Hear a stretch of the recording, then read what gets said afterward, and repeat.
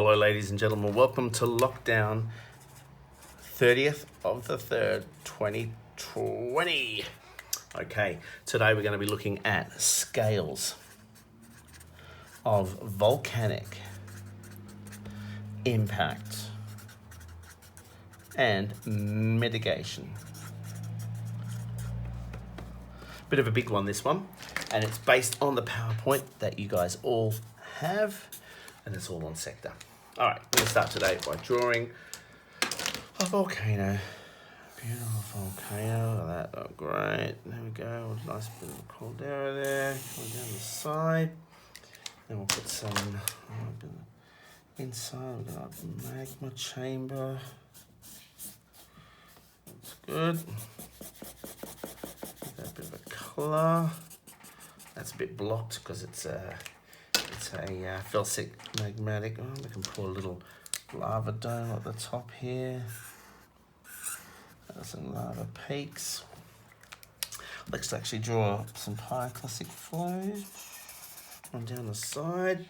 Let's label that pyroclastic flow.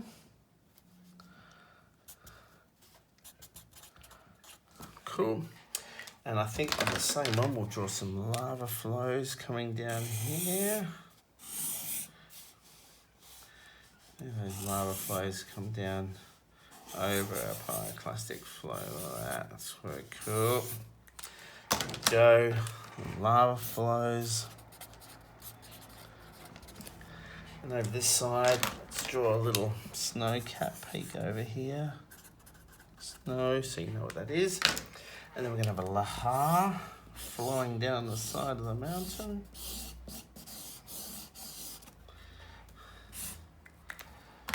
Rightio. Then up the top, we're going to have, drop my pen, gaseous eruption up the top there. We're going to have some ash.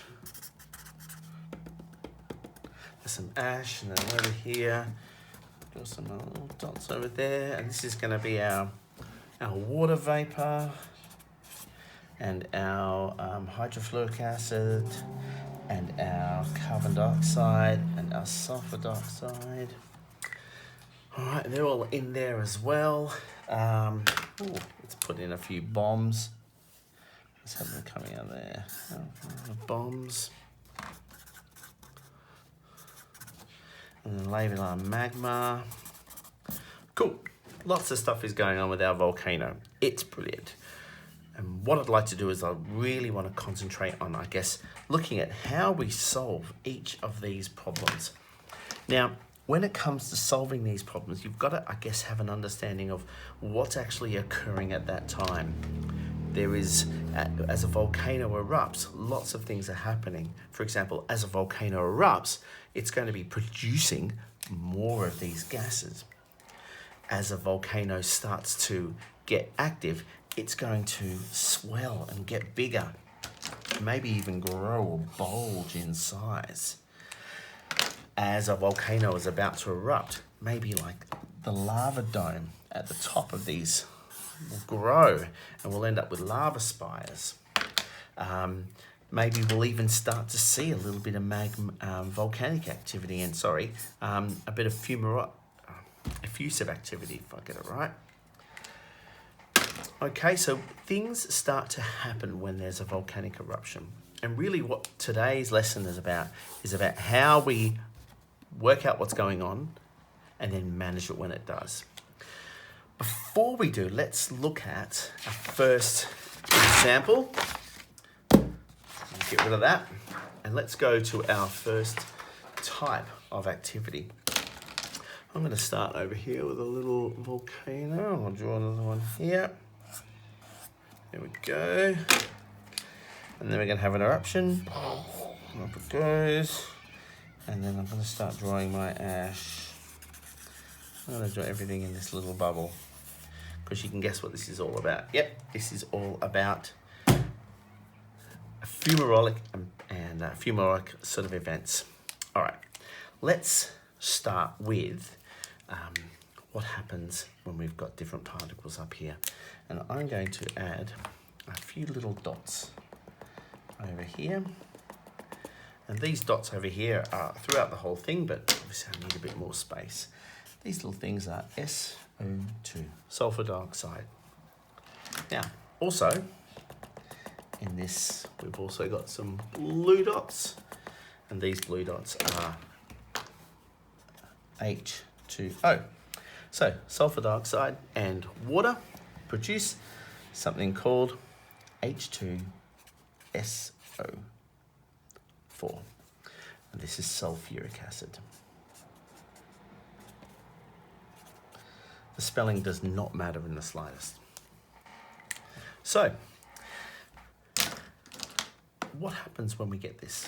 Well, firstly, it starts to rain. And what is this rain? It's actually acidic. You guys will call it acid rain. Hope you can see that there. I'll write it again. Acid rain. It's quite devastating, acid rain. What it will do is it actually breaks down, changes the pH of the soil, which means that plants can't take in water anymore. It also kills plants by destroying their leaf structure, so they're no longer able to photosynthesize. Now, what's interesting though is the formation of this. Make sure you can see this. The formation of this cools the atmosphere.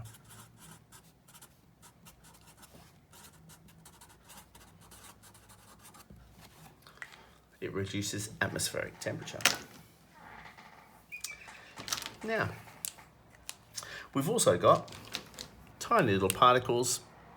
I'm going to put these ones down here. And these are tiny particles of ash. So, these little particles of ash, well, what do they do? Well, combined with our particles of these aerosols, these carbon dioxide and sulfur dioxide, and these small droplets of sulfuric acid and ash, we end up with something called, can you guess the word yet?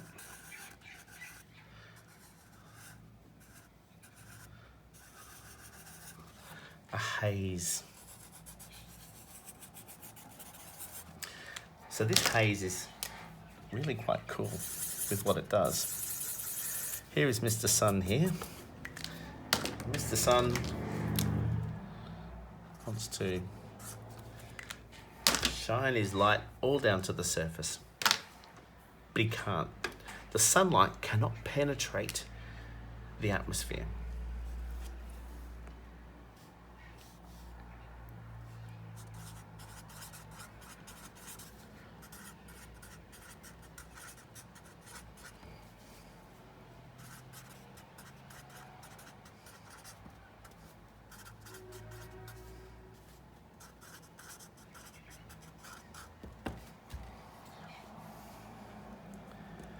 Now, an example of where this happened is in 1991 in the Philippines.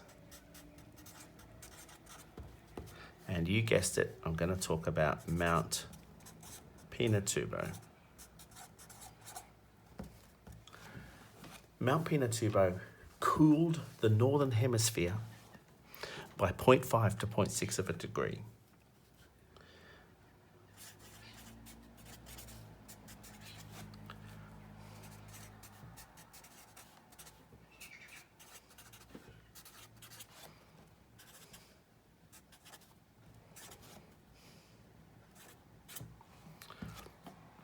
One of the reasons it cooled the northern hemisphere mainly is because the northern hemisphere is there's a lot more continental land on the northern hemisphere as opposed to the southern hemisphere. Now the southern hemisphere, because it's mostly ocean, it takes a lot longer to warm up and a lot longer to cool down. So the time it took, by the time that the oceans actually had a chance to respond to the reduced amount of solar radiation, the actual solar radiation had dispersed. One of the reasons it went so bad was because a lot of ash penetrated into the stratosphere. Why so called? Because ash went into the stratosphere. Now, if we think about everything that happens in the troposphere, I'll try and draw a diagram of it. So here is the surface of the Earth. I don't know if you can see down here. Can you see down here? Okay. Here's the surface of the Earth. Here's a house. And then here's our first layer. And this is called the troposphere. It's 10 kilometers thick. Above that, we have the stratosphere. These are called pauses, so that would be the tropopause, that's the stratopause.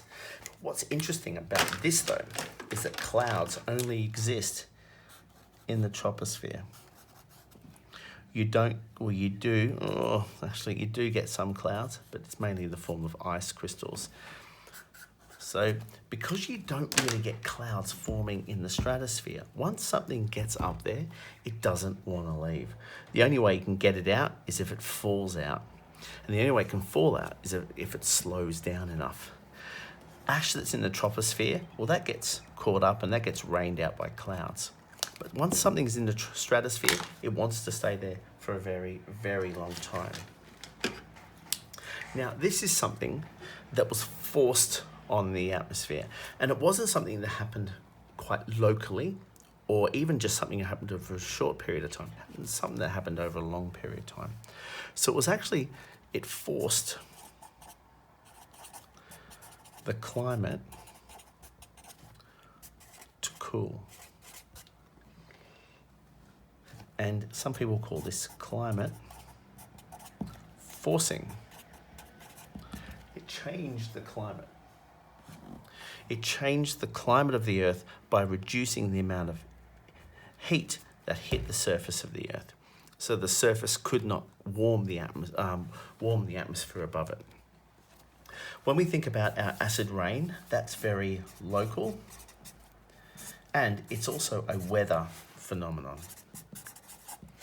When we think about reduced temperature, well, this is global, and it's a climate phenomenon. Right, I hope you can see all of that writing. I'm about to move that on. So, volcanoes have a great deal of effect that they put on the atmosphere. And I guarantee it's something you're going to be asked in an exam, or it's something you're going to look at when we talk about climate later, because climates and volcanoes, the link is really great. And we've got evidence of this in 1991, but also there's evidence of this in 1880 with Mount Krakatoa, with Mount Ungung in 1963, another volcano called El Chichon, which is in 1982. If you look at the volcanic plumes can lower global temperatures page on the PowerPoint, you'll see I've got all those. I've got a graph there showing you that. So volcanoes can definitely impact the global weather.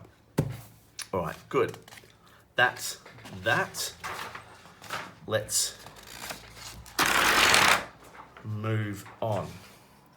So let's now look at what impacts volcanoes have on local and global scales.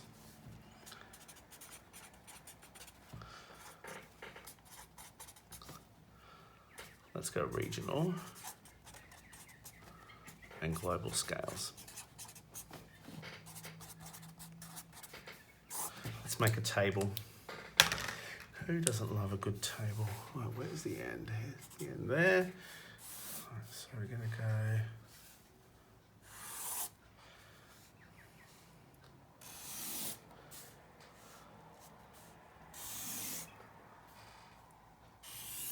Hope I can fit it all in here. Let's go with brown. Love a bit of brown.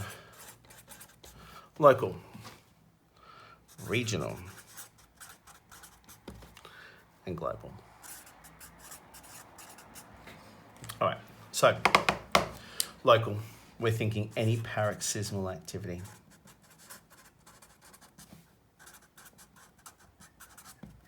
So we're thinking lahar, a pyroclastic flow,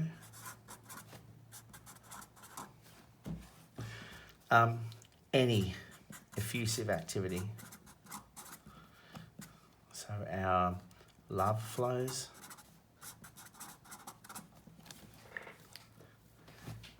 and also, yeah, actually let's just leave lava flows there because I want to talk about lava flows.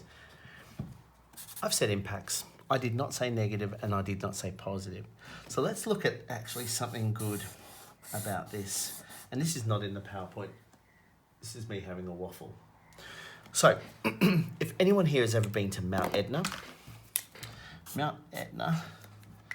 is famous for a drink. And the drink you buy everywhere in Italy. And that drink's called limoncello. And that's because in Mount Etna, or on the slopes of Mount Etna, they grow lots of lemons. Mount Etna lemons. They have 4 times as many harvests on the slopes of Mount Etna than they do anywhere else in the world. Why? Because of purely a volcanic soil that is so fertile that it increases the yield of the crops that they grow there. So volcanic soil is so fertile, it increases crop yield. If you don't know what yield means, please look it up. Yeah, it's crazy. They grow so many lemons there. They're constantly in these lemon seasons. Actually, even climatic change, it's reducing the type of lemons that they can grow. So they're growing tropical fruits now. The soil there is so fertile, they can just literally grow whatever they want. Why is it so fertile? Well, it comes down, I guess, to the geological makeup of what's in a volcanic rock. And a volcanic rock contains, actually most of them contain, a mineral called feldspar. All right. So, feldspar is great because feldspar breaks down, and you will remember this from the excursion last year, it breaks down into clay. That holds water within the soil. It's a shame it didn't really last very well here in WA, but clay, and also it's got a lot of, I guess, metallic minerals and ferric minerals in them. So the mineral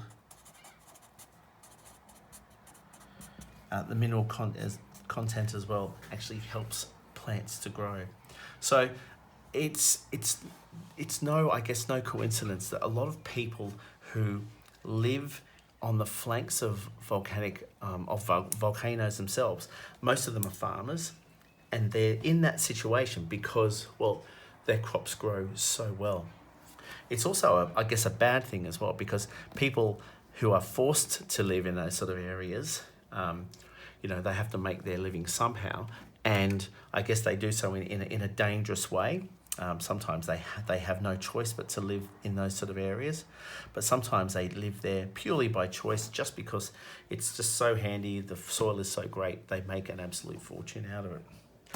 So yes, Mount Etna and lemons. That's what they say in Mount Etna. When life gives you lemons, run really fast because there's an eruption. All right, so let's go over to regional. Local fumarolic events. Fumarolic. Yep, if there is a local fumarolic event, it is going to be a CO2 or limnic eruption. And we'll come to that a little bit later. I think there's a slide I want to talk to you about with that one. All right, regional scale. Well, in volcanic impacts on a regional scale, it's actually the one thing that's, I guess, a little bit tricky. The only one I could really think of was an effusive event. Effusive. And for me, it's the Deccan traps. Now look, this all happened 65 million years ago. But in India, most of northern India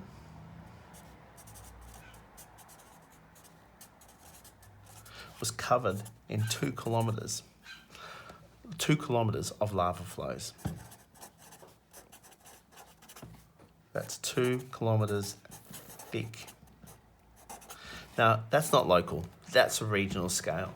And actually, this particular event is, because it's 65 million years ago, it's linked to the KT extinction, or the extinction of the dinosaurs.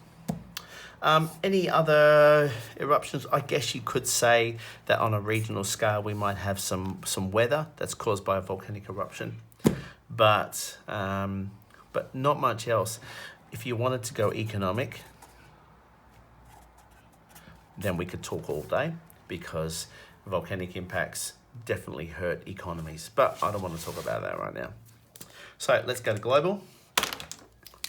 Can a paroxysmal event affect global activity? Yep, ash. And that's it. And we've already talked about that. So an ash, an explosion of ash into the upper atmosphere, if it enters the upper atmosphere, it will affect global temp.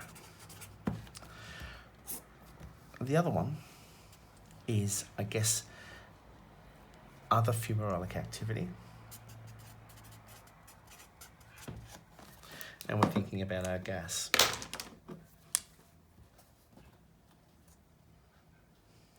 SO2, CO2. Carbon dioxide, in terms of our atmosphere, is a fairly good thing. Carbon dioxide heats, cools, but acid rain, this heats. And there's still, I guess, a form of acid that you can get from carbon dioxide. Okay, so overall, these are some of the impacts on these different scales. Now let's go straight to the PowerPoint, and we'll talk about why this is important. So, why? Why do we talk about this at all? It's not because I want to. So, there are 3 things to consider. Economic cost, social impact,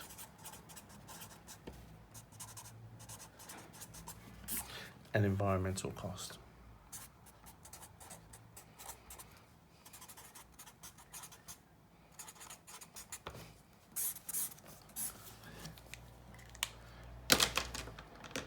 As we're finding out at the moment, the economy teeters on the brink of collapse at any minute. So a volcanic event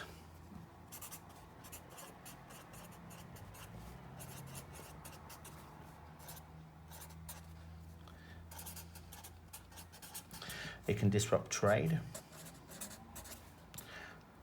destroy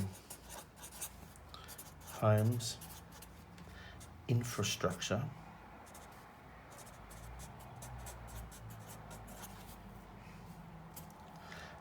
when I say infrastructure, you know, I mean roads, schools, hospitals, etc. Building.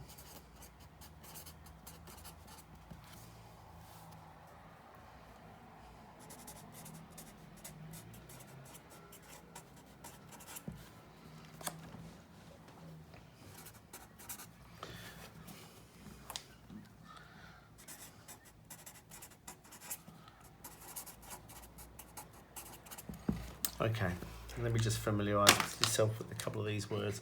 So I've said primary industries and manufacturing. So primary industries,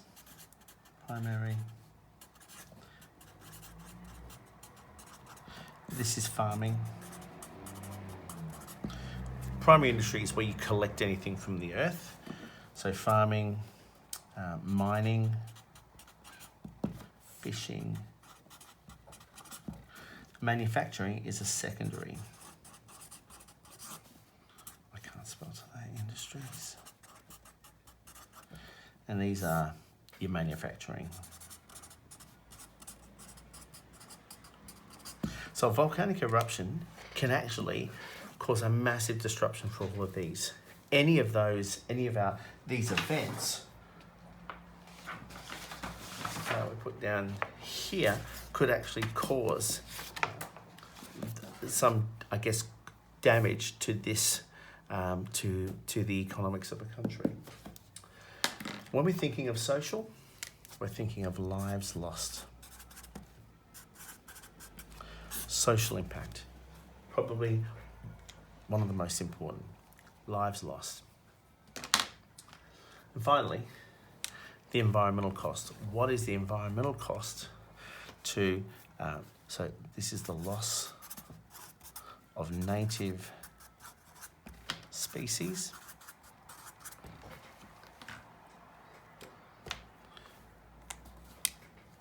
Reduction of habitats.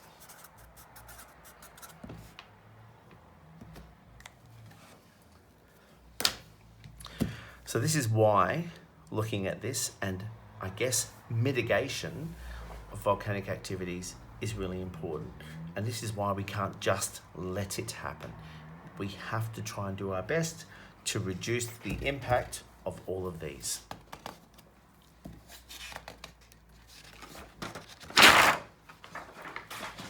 So, one of the ways that we do this is that we produce hazard maps.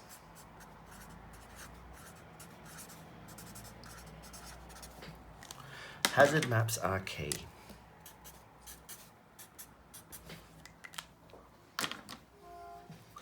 A hazard map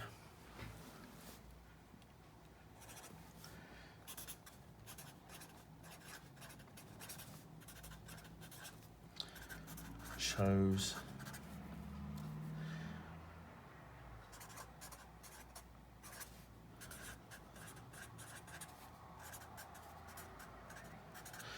where places at risk are.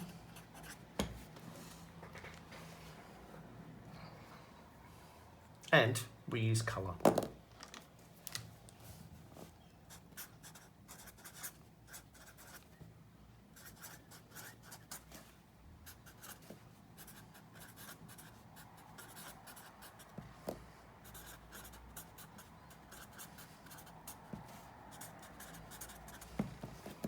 So if you're looking now at a picture of Mount Ambay, which is, there's also a nice little one on Montserrat at the bottom.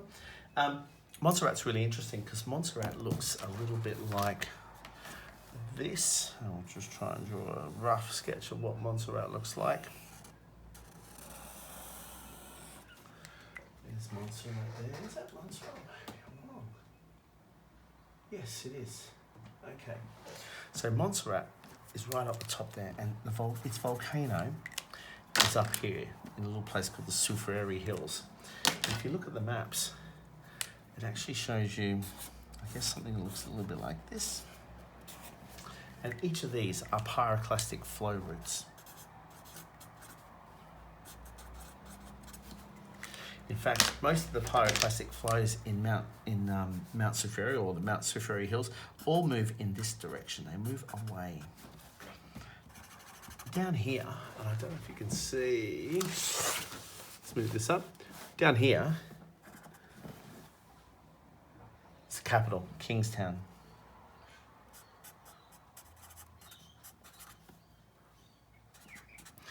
Kingstown is a ghost town right now. It's actually somewhere you can't go at all. But if you look at the map, it actually shows zones of very high risk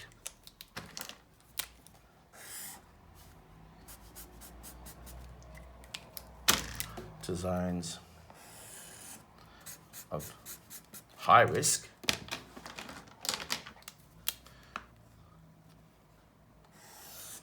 zones of some risk and fairly safe zones. Why are they coloured and why are they so simple? Well, one of the reasons is because a lot of people who live in these regions don't have the same education that we do.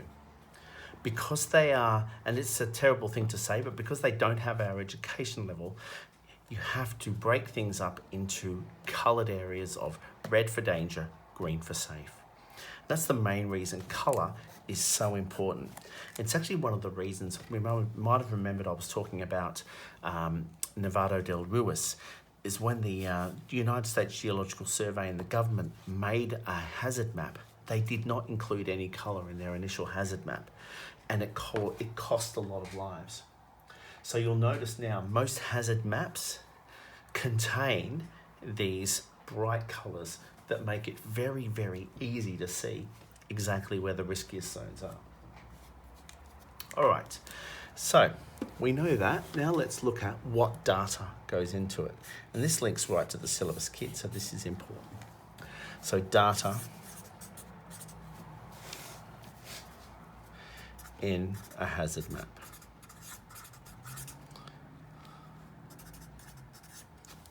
All right. I'm not going to write all this. I'm just going to write the headings and I'll let you write down the rest. Number one, seismic data. Seismic data is collected with a seismometer.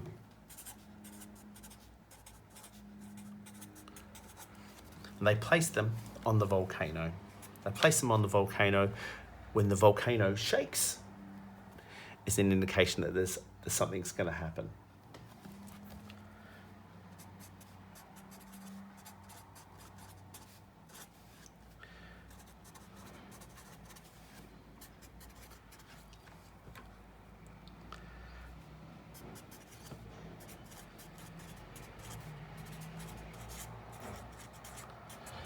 There's definitely a link between volcanic seismic activity and volcanic eruptions, and quite often there'll be an increasing amount of seismic activity right before a major eruption.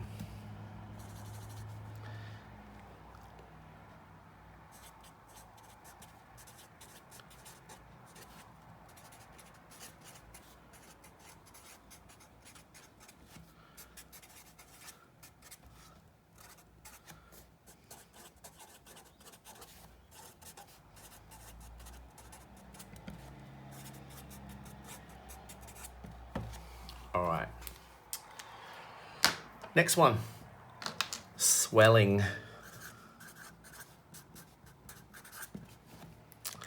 If you remember our lava domes, here is day one of our volcano. Day two of our volcano.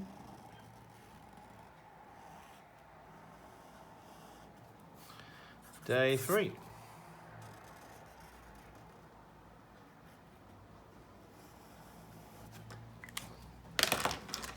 What's happening inside? Well, our magma chamber is increasing. As the magma chamber increases and gets bigger and bigger, so is the size of the blast that's going to happen.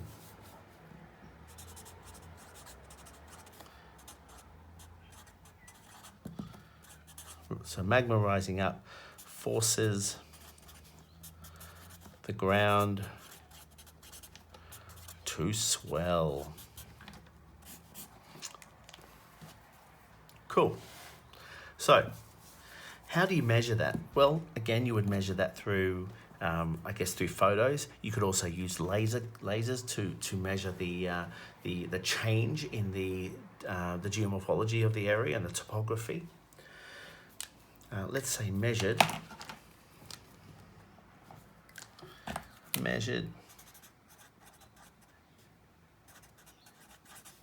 using photographs.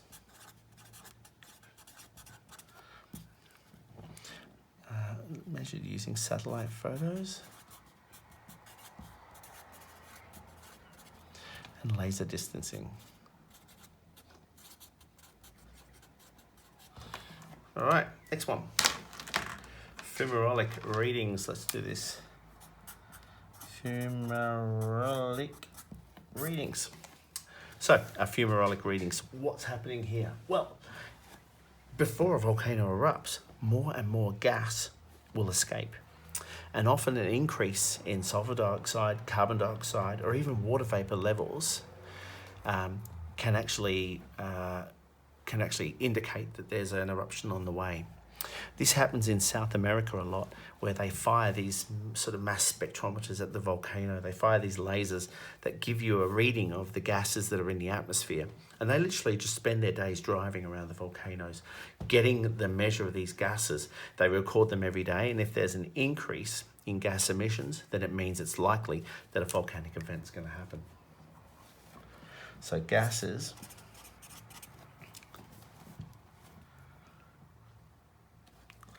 will increase, or let's I'll get rid of that. Gas emissions. Forgive the spelling, I know I've spelt it wrong. Will increase in the lead up to a volcanic eruption. This is one I want you to look up, and I want you to search this. Can you do a search? Search YouTube on gas. Let's see if I can find it very quickly while you're waiting.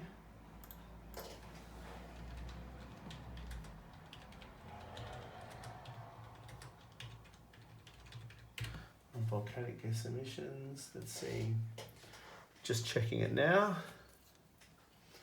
There we go. Oh, there's heaps on here. There's a YouTube called Above and Beyond, and it's a international collaborative project where, I'll write this down so you can search for it, aerial-based observations of volcanic emissions. Aerial-based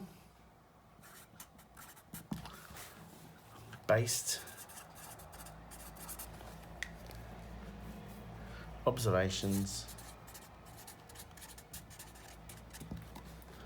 of volcanic emissions above. Have a look at it. It's very interesting, and it gives you an indication of the type of data that they're looking for to see if there's a volcanic eruption taking place, or about to take place, I should say. All right, where am I up to? Okay. I'm going to keep going, but I'm going to stop just before the end. I'll finish this, what goes into a hazard map, and then I'll end the lesson there, because we're going on probably a little bit longer than a normal lesson, and then I'll make another one later on for tomorrow. So, continuing with this, and we're still looking at a hazard map. So, what else goes in our hazard map? Geological data.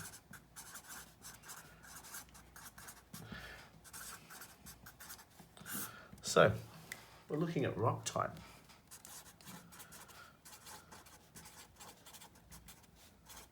So what's the lava or the rock composition? Does it contain high silica?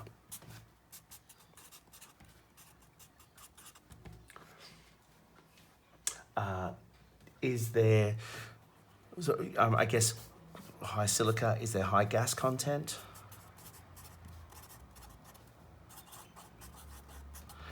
that could give you an indication of whether we're going to have a more paroxysmal activity or more effusive activity. And the last one, topographical.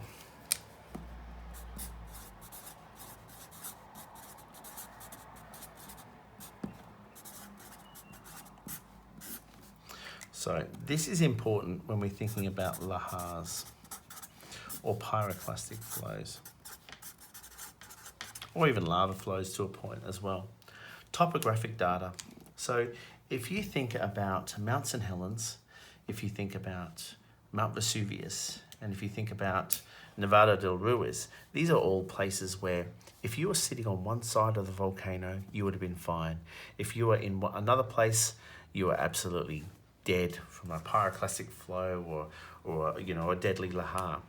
And this all comes down to the topography. What does the landscape look like? So somewhere like a valley or a ridge might control the movement of a lahar.